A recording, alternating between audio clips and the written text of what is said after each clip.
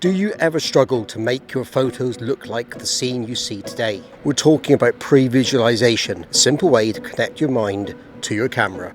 You know, a lot of photographers just go out and take the first photograph they see, one that strikes them, that captures them, and there's absolutely nothing wrong with that. And I quite often say myself that we really do need to get one photograph in the bag, and then we're in a position where we can normally move on and take better, more considered photographs. It's the reason that I think photographers will quite often ask the question, why don't my photographs feel like they did when I was there taking the image? Is really quite simple. We don't engage all of our senses. We don't engage our thoughts, our feelings.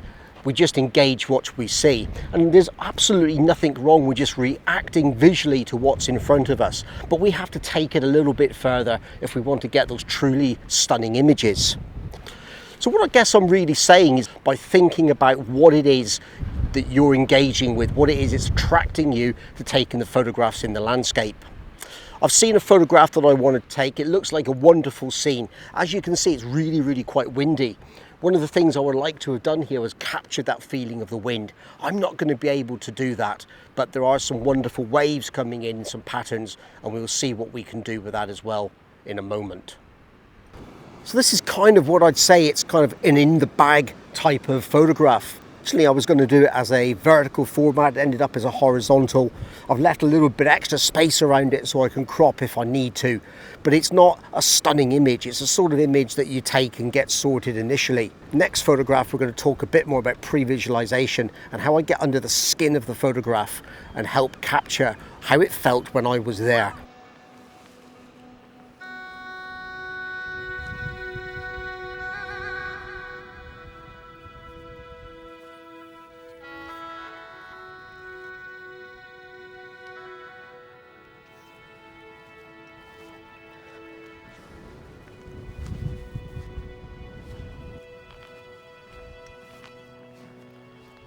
So it's absolutely fine talking about pre-visualisation, but how do we actually go about it? How do we actually look at what it is we're trying to do?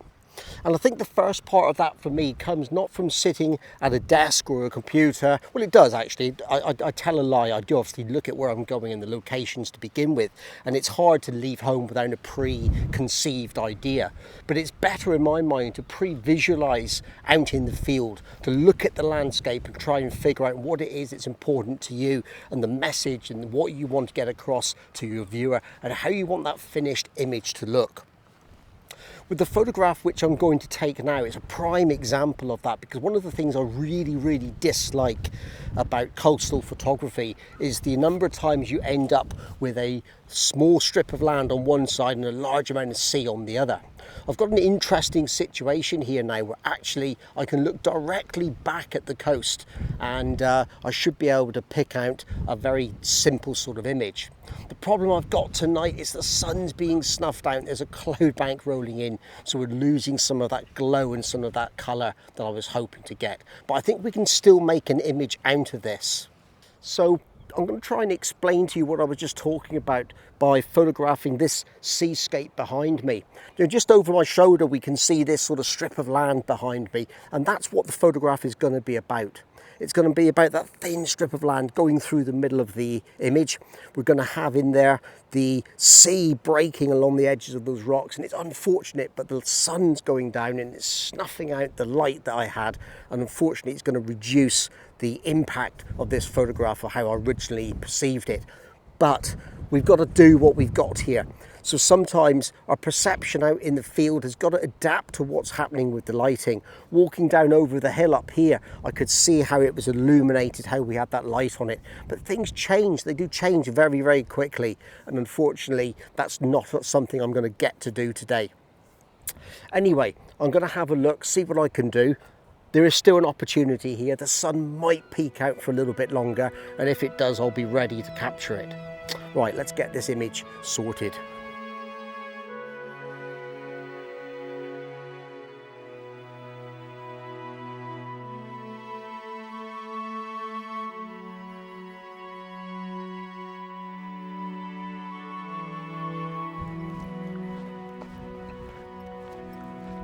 Well, tonight I've been defeated by the sun, the cloud, and the conditions.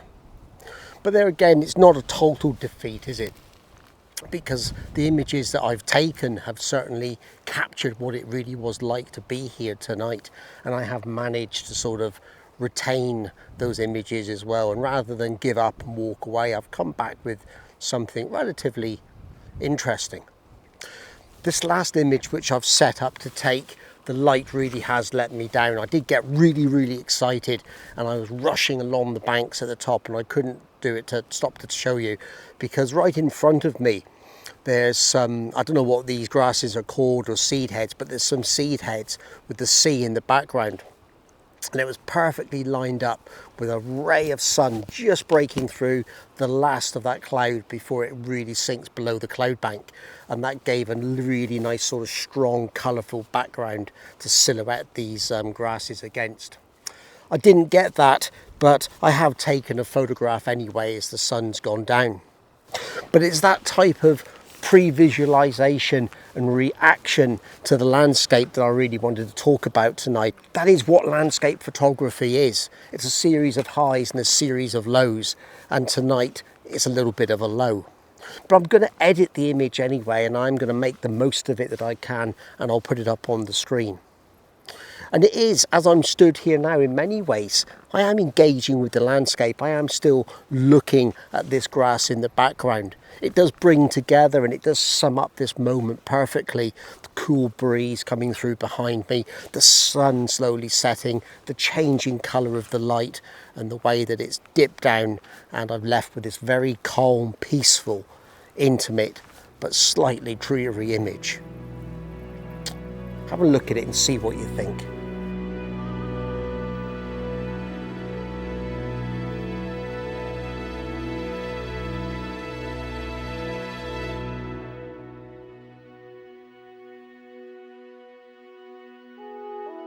If you're ready to continue your journey as an intentional photographer and deepen your craft, watch the next video in this series right here, or explore the full playlist.